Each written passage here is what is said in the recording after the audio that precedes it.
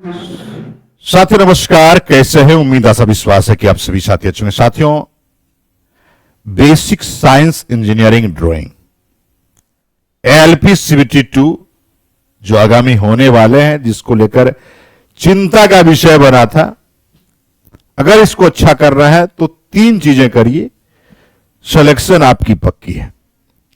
सबसे पहला, complete conceptual theory. जब तक पूरे टॉपिक का कंप्लीट कॉन्सेप्चुअल थ्योरी नहीं होगा तो आप अच्छा बेहतर नहीं कर सकते। दूसरे स्टेप में पीवाईक्यू, प्रीवियस ईयर क्वेश्चन 2019 के मेंस का और 2025 दोनों मेंस की बात मैं कर रहा हूं, यानी सीबीटी 2 का, दोनों के सीबीटी 2 का प्रश्न आपको बनाना होगा। ठीक है, 25 का और 19 का। तीसरा, multiple choice question AI based, मैंने यहां लिखा एआई बेस्ड।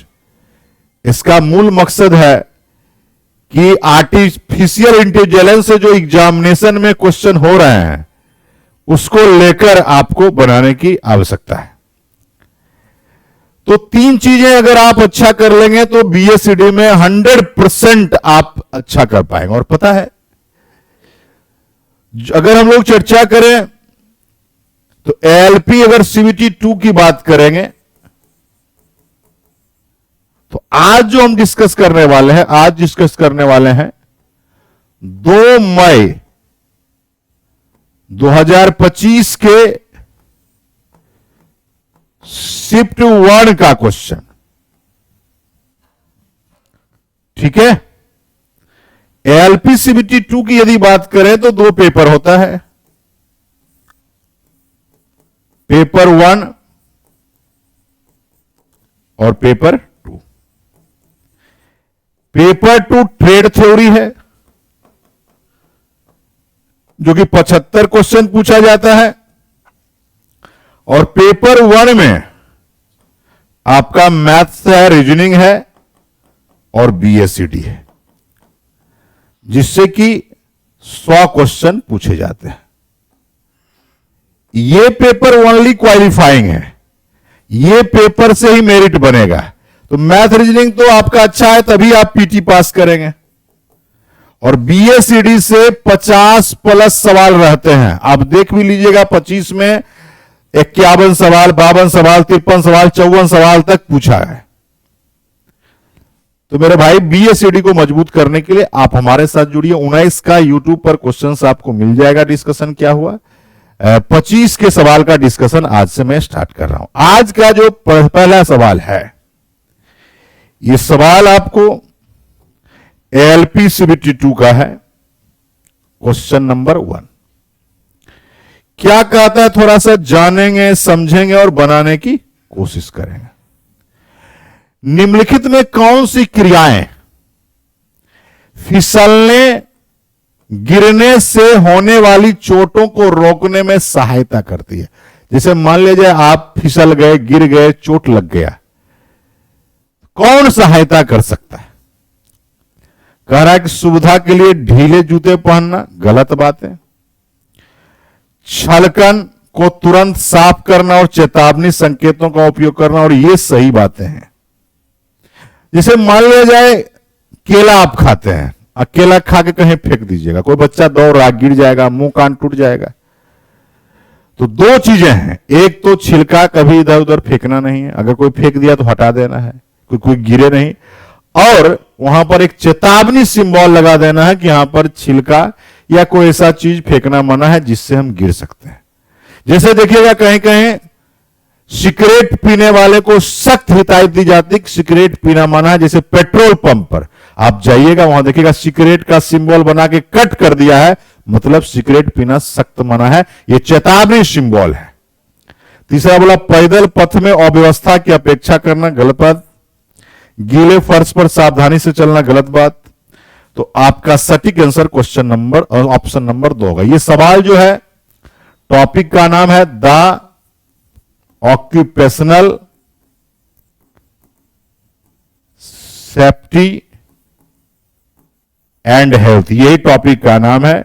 ये आपको बीएससीडी में भी पढ़ना है और ट्रेड में भी पढ़ना है, और बीएसईडी में भी 5 क्वेश्चन के करीब, इससे कम नहीं आएगा। ट्रेड में भी 5 क्वेश्चन के करीब आ जाते हैं।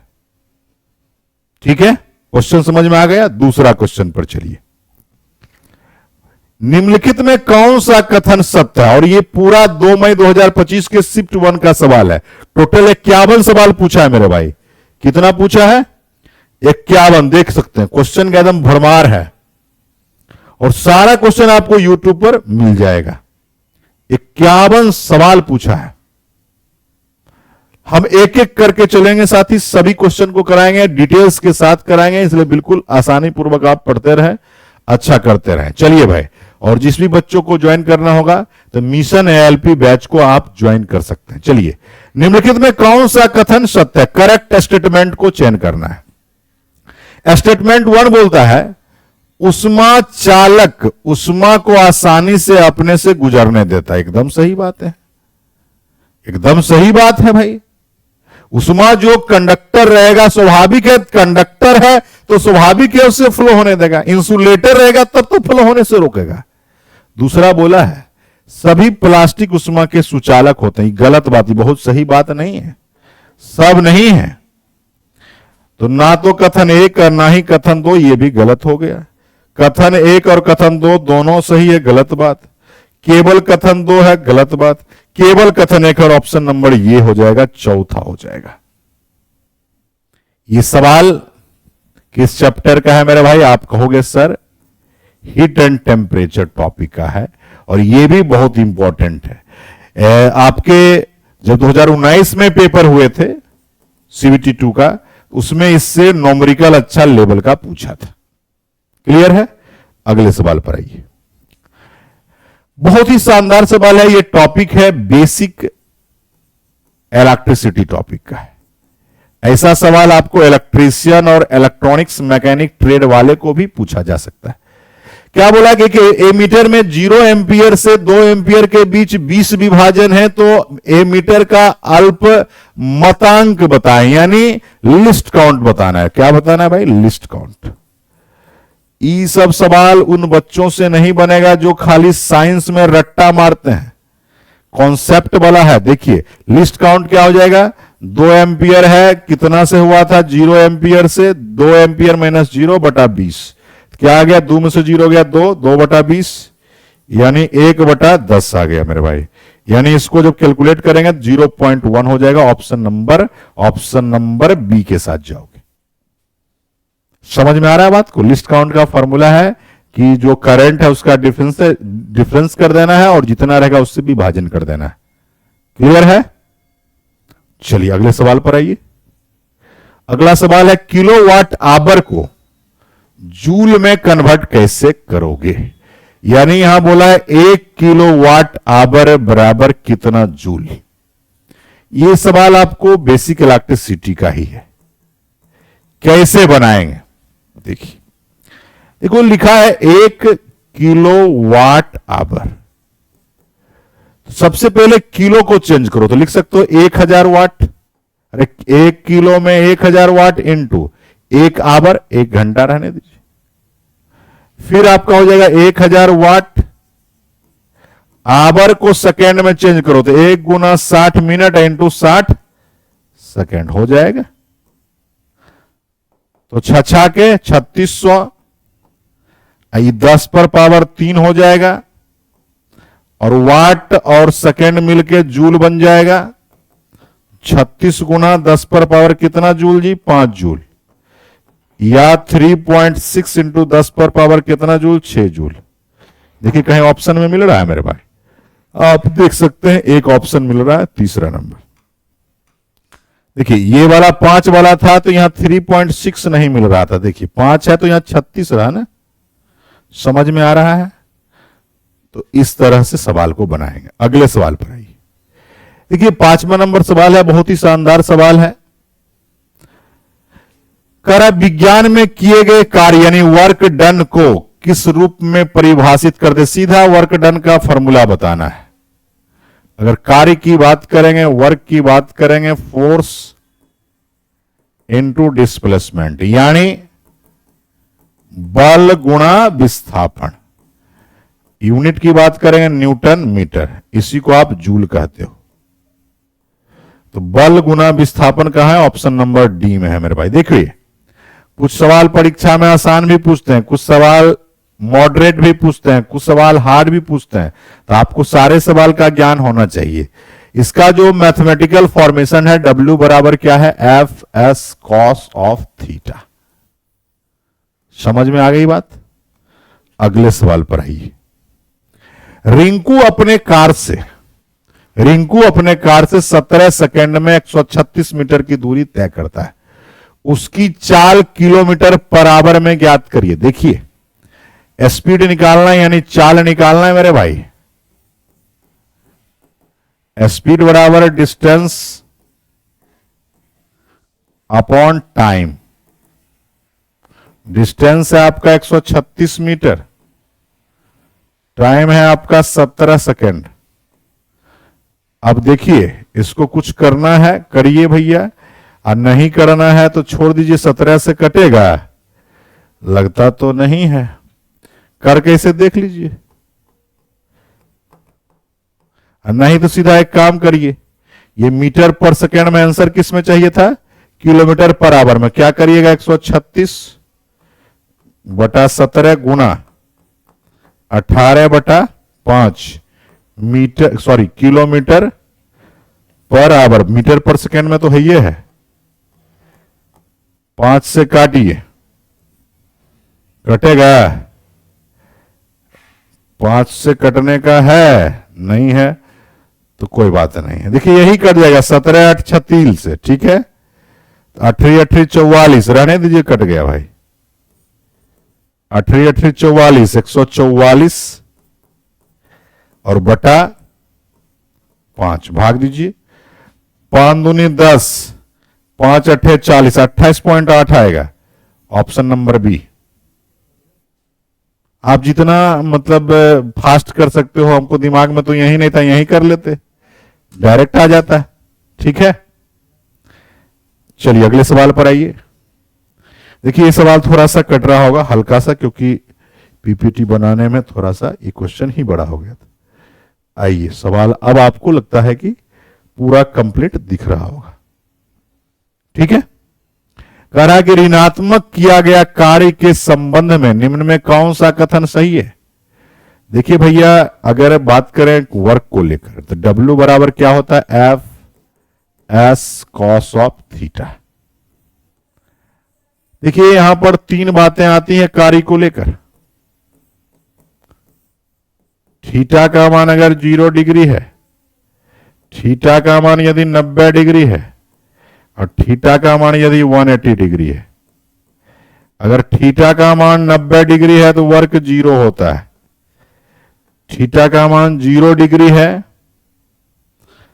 तो वर्क आपका पॉजिटिव होता है, और 180 डिग्री है वर्क निगेटिव होता है। अब एक आदमी बोलेगा ये सर कैसे आपको पता चल गया कि 0 हो जाएगा, कब निगेटिव हो जाएगा, कब पॉजिटिव हो जाएगा? तो देखिए इस डेटा में आपको रखना है cos 0 डिग्री रखो, cos 0 का मान 1 होता है, तो यानी ये 1 हो जाएगा, तो एफएस बचेगा, मतलब पॉजिटिव बचेगा। 180 रखिएगा तो cos 180 का मान -1 होता है तो निगेटिव हो जाएगा, और cos 90 का मान रखिएगा तो 0 होता है तो वर्क 0 हो जाएगा। यानी निगेटिव तब होगा जब थीटा का मान 180। 180 का मतलब क्या होता है? देखिए एक इधर जाएगा, एक इधर जाएगा, तभी ना ये 180 होता है। ये क्या होता है भाई? एक साइड ये क्या होता है? 180। टोटल होता है 360 और एक साइड 180, यानी अपोजिट डायरेक्शन है। तो देखिए जब बल और विस्थापन की दिशा विपरीत कार्य करता है तो किया गया कार्य ऋणात्मक होगा। बिल्कुल सही है। जब बल और विस्थापन के लंबवत होगा, परपेंडिकुलर होगा, तो ऋणात्मक। गलत बात है। किया गया कार्य ऋणात्मक नहीं हो सकता, ये भी गलत बात है। जब बल और विस्थापन एक ही दिशा में हो, ये भी गलत बात है। ऑप्शन नंबर ए के साथ जाओगे, दोनों एक दूसरे के अपोजिट होगा, तब 180 बनेगा। और 180 में आप देखें हैं कि माइनस होता है, cos 180 का मान -1 पूरा माइनस कर देगा। राइट, नेक्स्ट आइए। यदि किसी परिपथ में 10 ओम, 20 ओम, 60 ओम के प्रतिरोधकों को पैरेलल में जोड़ते हैं तो कुल प्रतिरोध कितना होगा भाई, निकालना है। देखो अगर पैरेलल की बात करेंगे तो 1/r बराबर 1/r1 मतलब 10, 1/20, 1/60। एलसीएम लीजिए, 60 एलसीएम हो जाएगा, 6, 3, 1, यानी 6, 3, 9, 10/60 है। 1/r का मान, r का मान क्या हो जाएगा, 60/10 यानी 6 ओम आया और ऑप्शन नंबर डी में है। याद रहेगा? ठीक है, अगले सवाल पर आइए। बहुत ही अच्छा सवाल है साथी, बताने की कोशिश कर रहे हैं। रहने दो जरा, बताइए।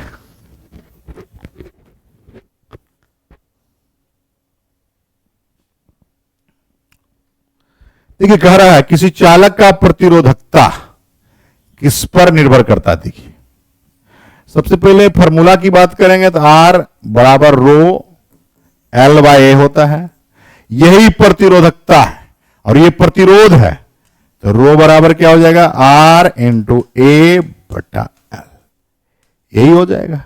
तो कह रहा चालक के क्षेत्रफल पर निर्भर करता है, ठीक है, चालक के डायमीटर पर करता है, चालक के नेचर पर करता है, द्रव्यमान पर करता है। कह रहा है किस पर निर्भर करता है भाई, नेचर पर करता है, नेचर पर करता है। अगले सवाल पर आइए।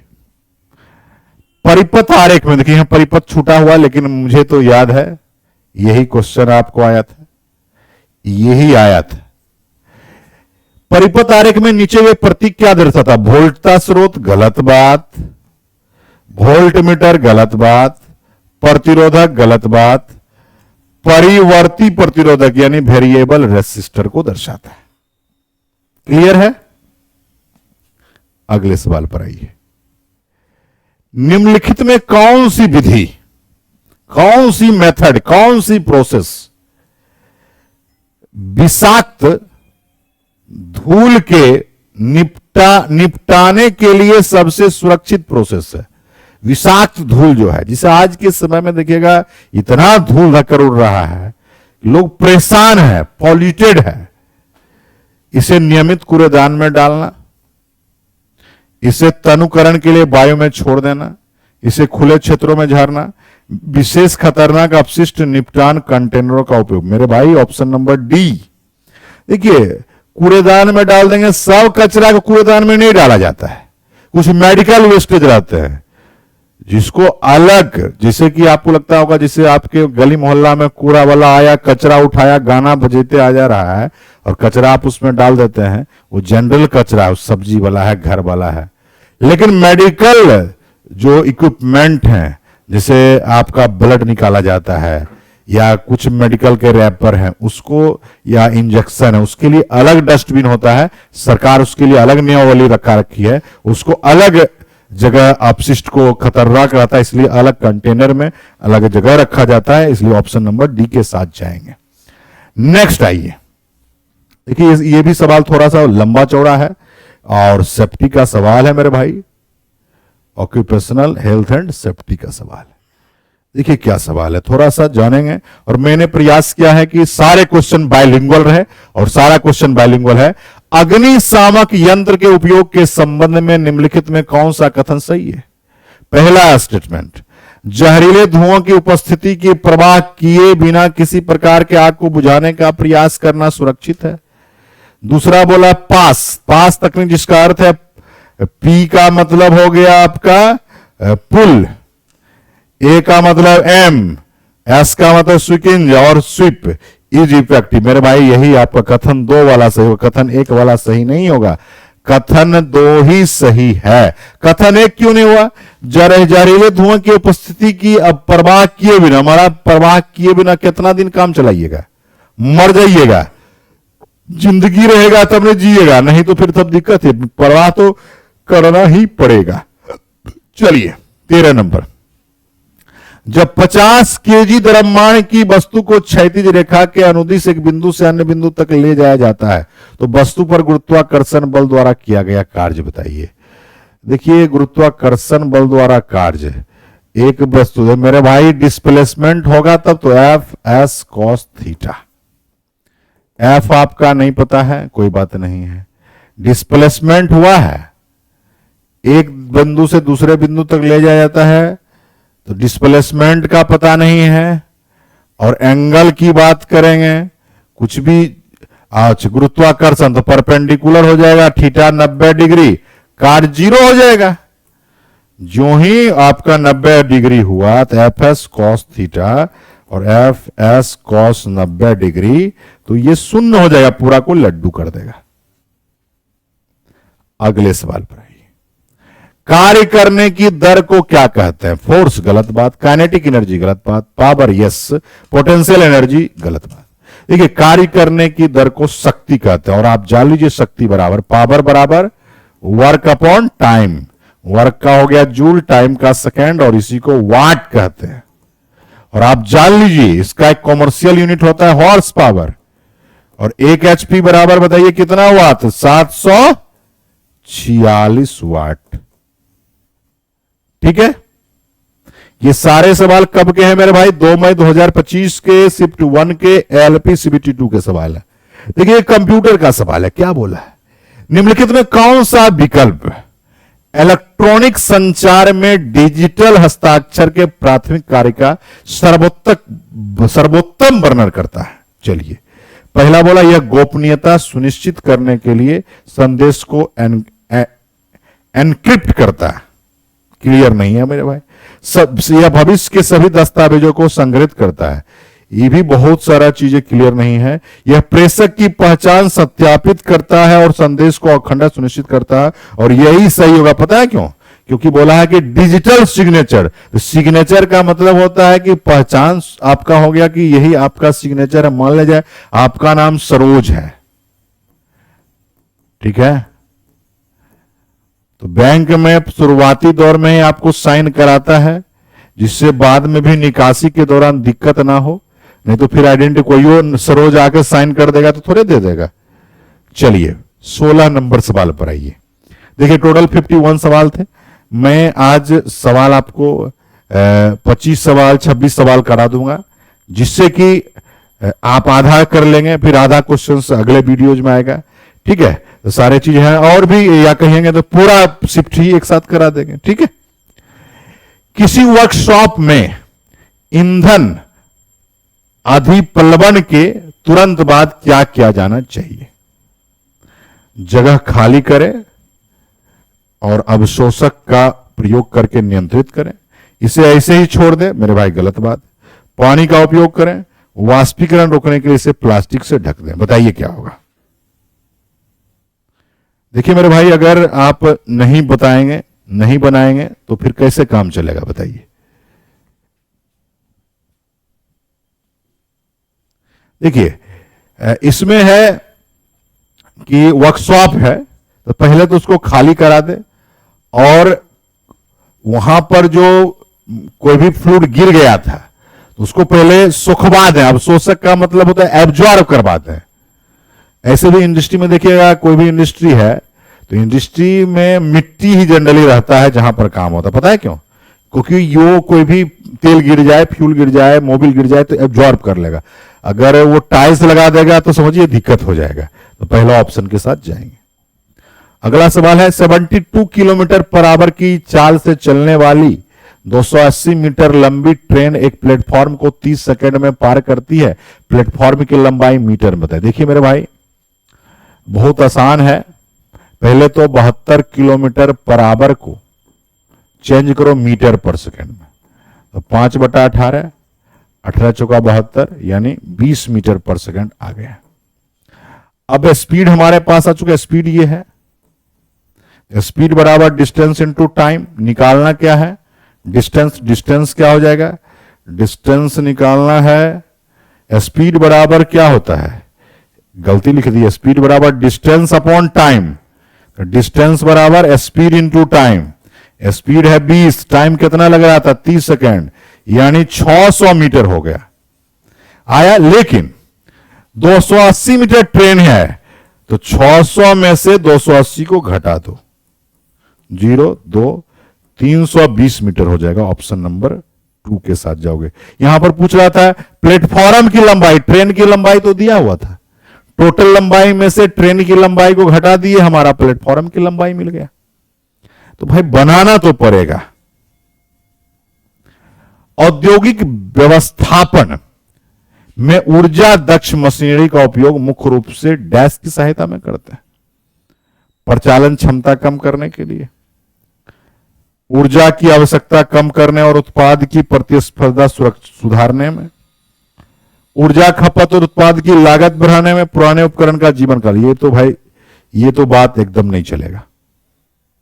ये जो 18 नंबर जो बातें हैं वो एकदम नहीं चलने वाला है। क्या होगा भाई? खपत और उत्पाद लागत बढ़ाना, ये भी गलत बात। प्रचालन क्षमता भी गलत है, तो ऑप्शन 2 होगा। क्यों? ऊर्जा की आवश्यकता कम करना है और उत्पाद जो चल रहा है उसको सुधारने की जरूरत है, ऑप्शन नंबर बी। ये सब सवाल occupational safety and health topic के हैं और ये ट्रेड में भी है और बेसिक साइंस इंजीनियरिंग ड्राइंग में भी है। अगले सवाल पर आइए। देखिए ये भी सवाल बहुत बड़ा लंबा चौड़ा हो गया है, ड्राइंग का सवाल है, हड़बड़ाइएगा नहीं, बन जाएगा। इंजीनियरिंग ड्राइंग में कार्यात्मक बीमा के बारे में निम्नलिखित में कौन सा कथन सही है? पहला है, कार्यात्मक बीमा घटक और स्थान या घटक या स्थान के कार्य के लिए आवश्यक है। कार्यात्मक बीमाएं आमतौर पर बिना किसी सीमा दर्शाए होती है। कार्यात्मक बीमाएं केवल संदर्भ उद्देश्यों के लिए दर्शाई जाती है। बोलिए कौन सा सही होगा? पहला बोला ओनली स्टेटमेंट 2 and 3 करेक्ट। ये तो एकदम नहीं लग रहा बात। 3 correct, only statement first correct कि बीमाएं घटक स्थान के कार्य के लिए आवश्यक है। ये कह रहा है बिना किसी सीमा, गलत बात, ये भी गलत बात। ऑप्शन नंबर 3 के साथ जाओगे।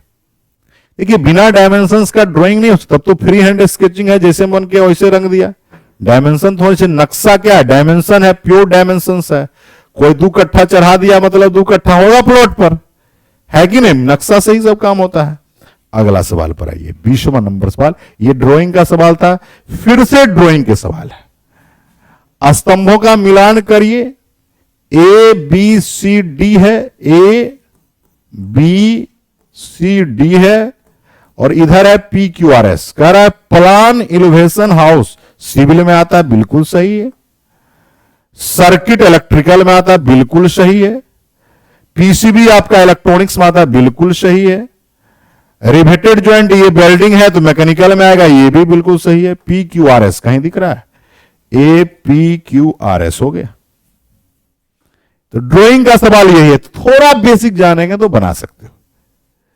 अगले सवाल पर आइए। 0 से 10 एम्पियर प्रवाह एक एमीटर 7.5 एम्पियर की धारा निरूपित करता है। यदि इसका वास्तविक मान 6.2 एम्पियर है तो आपेक्षिक त्रुटि। सबसे पहले तो एरर निकाल लीजिए। एरर हो जाएगा 7.5 एम्पियर माइनस 6.2 एम्पियर हो जाएगा भैया 1.3 एम्पियर होगा। एरर आ जाएगा 1.3 एम्पियर। अब क्या करेंगे भाई? रिलेटिव एरर निकाल दीजिए। यही निकालना है। रिलेटिव एरर की अगर बात करेंगे तो क्या हो जाएगा भाई? तो आपका था 1.3 एरर था और आपका वास्तविक कह रहा है 6.2 है, हो तो गया। ठीक है, इसको परसेंटेज में सब आंसर है तो गुना 100 कर दीजिए। कितना हो जाएगा? लगता है 20 के करीब आ जाएगा। ऑप्शन नंबर 20.96% हो जाएगा। सही है? कैलकुलेशन थोड़ा देख लेना मेरे भाई। ठीक है, अगले सवाल पर आइए। पोटेंशियल एनर्जी डैश ऊर्जा में किस श्रेणी में आती? पोटेंशियल एनर्जी देखिए, पोटेंशियल एनर्जी का 2 फार्मूला है, एक mgh है, एक आपका है 1/2 kx²। पता है ये कब है? के जब स्प्रिंग का केस रहेगा। स्प्रिंग है मतलब वाइब्रेशन करेगा, मतलब ये मैकेनिकल में एनर्जी में जाएगा। हो गया? अगले सवाल पर आइए। निम्नलिखित में कौन सा विकल्प किसी सर्किट में P का निरूपण नहीं करता? लो भाई, पावर का फॉर्मूला क्या है? P बराबर VI।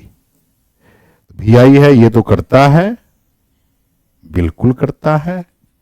P बराबर, अब देखो V बराबर क्या होता है? IR इंटू आई, यानी I स्क्वायर R।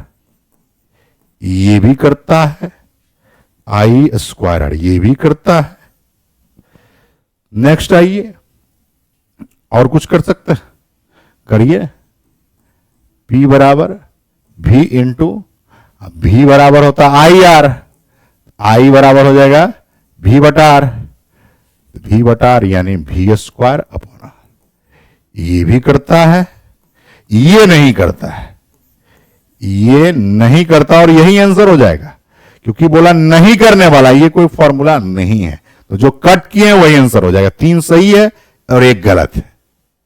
ये खूब सवाल पूछा है। निम्नलिखित में कौन सा पूरक प्रोटोकॉल है जो गैर आस्की डेटा का ईमेल के माध्यम से भेजने की सुविधा देता है? ये कंप्यूटर का सवाल है। HTTPS गलत बात, मेलिंग लिस्ट गलत बात, DNS गलत बात, मल्टीपर्पस मेल एक्सटेंशन, ये कभी कभी इसका फुल फॉर्म भी पूछ सकता है। जो ही मेल बोला है ना। अगले सवाल पर आइए। अधिकांश पारिस्थितिक तंत्रों के लिए ऊर्जा का प्राथमिक सोर्स क्या है? मिट्टी गलत बात, पवन गलत बात, जल गलत बात, सनलाइट, सनलाइट ही मुख्य रूप से है, और सूर्य के प्रकाश की उपस्थिति में ही पौधे खाना बनाते हैं। चलिए भाई, बहुत अच्छा, शानदार आ गया है।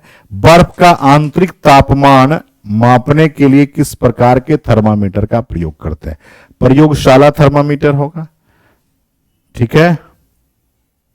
देखिए, प्रयोगशाला का प्रयोग जब रसायन से रिलेटेड या विज्ञान रसायन शास्त्र से रिलेटेड रहेगा तब हो पाएगा, ये तो नहीं होगा।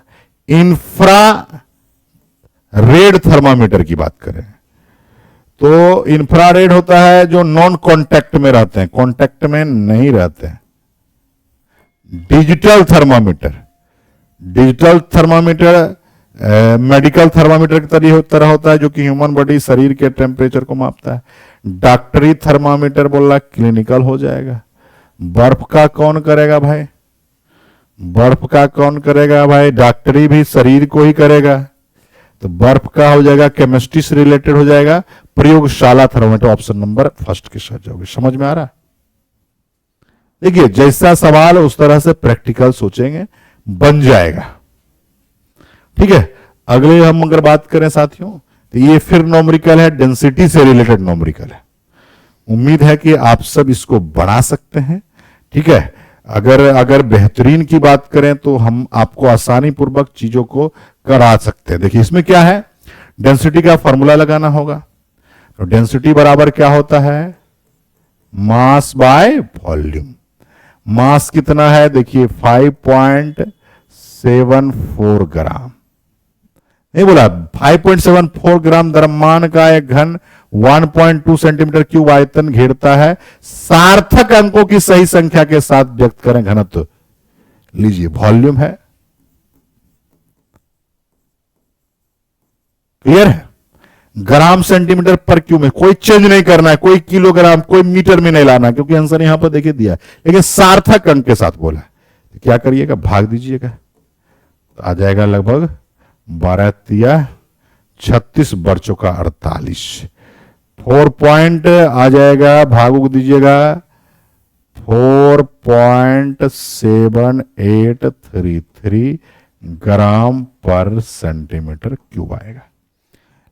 लेकिन सार्थक अंक बोला है तो ये हो जाएगा मेरे भाई 4.8। सार्थक अंक बोला, इसीलिए इसके साथ मत जाइएगा, क्योंकि यहां पर क्वेश्चन देखिएगा सिग्निफिकेंट फिगर में क्वेश्चन को पूछ रहा है। कभी कभी ऐसे में भी मिस्टेक होगा। क्लियर है? चलिए फिर हम लोग नेक्स्ट डे मिलेंगे आगामी टॉपिक, आगामी क्वेश्चंस के साथ। इसमें ऐसे हम चर्चा कर लेते हैं सारे क्वेश्चंस को। एसआई पद्धति में निम्नलिखित में कौन सा विकल्प मूल राशियों का सर्वोत्तम वर्णन है? देखिए, फंडामेंटल की बात करेंगे। फंडामेंटल यूनिट जो है 7 है, जिसमें द्रव्यमान है, लंबाई है, समय है, विद्युत धारा यानी इलेक्ट्रिक करंट है,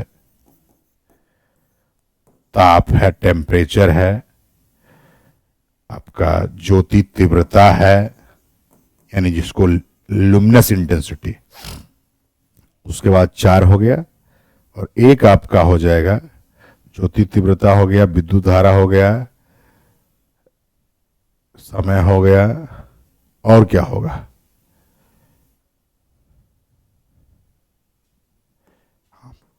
पदार्थ की मात्रा, अमाउंट ऑफ सब्सटेंस। ये कुल 7 है। ये सातों ही फंडामेंटल नाम दिख रहा है। दाब नहीं होगा, आयतन नहीं होगा, ये गलत हो गया। दूरी, चाल, त्वरण कोई नहीं होगा। लंबाई, द्रव्यमान, समय यही हो जाएगा, ये भी नहीं होगा। ऑप्शन नंबर सी के साथ। ठीक है, चलिए, बहुत बहुत धन्यवाद।